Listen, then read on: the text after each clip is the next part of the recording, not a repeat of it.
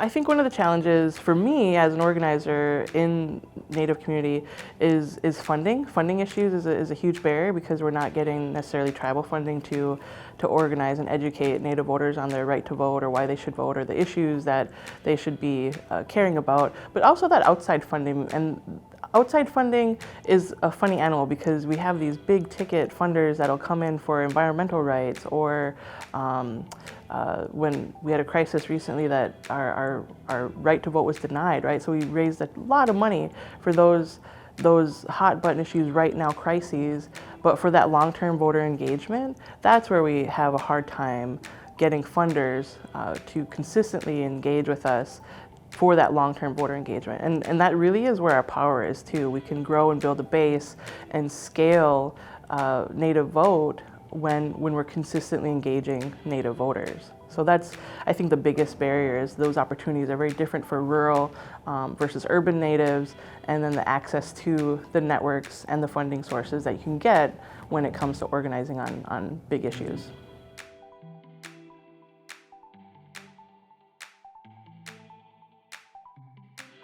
We've been left out of the democratic process for so long, right? We were given citizenship whether we wanted it or not in 1924, and that secured our right to vote, but it was up to states to implement our right to vote, and most states actually put up more barriers for us. So here we are, decades later, still fighting for our right to vote and our right to exist in our communities, proving that we exist in our communities.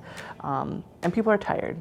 We face apathy. We still face this anger from not being able to participate in this process of democracy. And so people are like, why should I? I don't need to. Or I'm still pissed off that I'm not going to. Or they don't see the value of our vote. That's one of the most common pieces. That's why I want to see more consistent voter engagement and education to say, hey, we're the most legislated people in the country. From how our roads get funded, how our hospitals get funded, to this pipeline of our people to prisons, right? I mean, because of the Federal Crimes Act, there's so much layers, right, that we have to unpack for our community and so much opportunity for education. Those are hard positions to take forward because the community doesn't want to hear it. Like, we're very apathetic in some places because we have been left out of the process and we feel that our voices don't matter, and building those relationships to show that they do matter doesn't take just people on the street. It takes people in all those layers of government and nonprofits and other institutions saying, yes, your voice matters and here's why.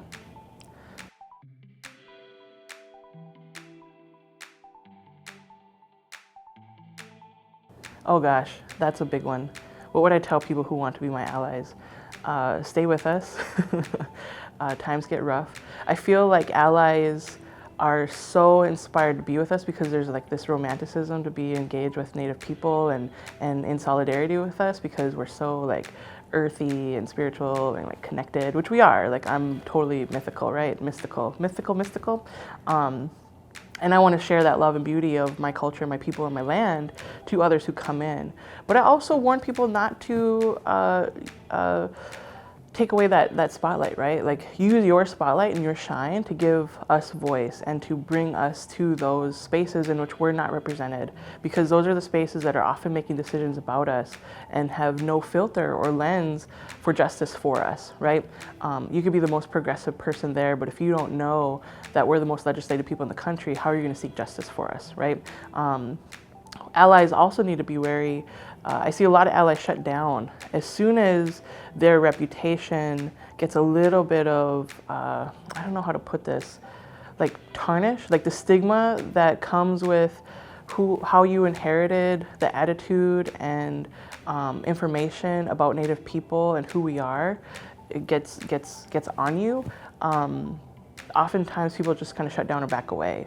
I want you to question that. Question why people have these mistruths about us, because once you start doing that, then we can start healing as like a community and saying, oh, we have this history where my people killed your people, and here's how we move forward together, right? It's not necessarily like get over it, but it's like an acknowledgement of a hard truth that allows us to move forward, because that's oftentimes what people get mad about, that allyship helping and working with us to a point where they take you down too. And you just have to push back, fight with us, stand with us, and you know what, we're all just gonna get dirty together. So let's move forward together.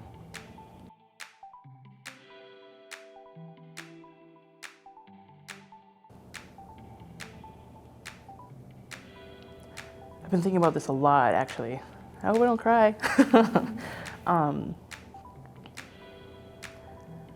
I think for me, to my younger self, starting to connect the dots and to realizing that there's so much that that I blame myself for, how my family was, how my community was, and then I started to really unpack all of those dynamics and relate them to intergenerational trauma and relate them to how, as Native people in our communities, like, we're here by design. There was a whole structure put in place to deny us our humanness and our beingness and our access to the political systems, and to financial systems, and to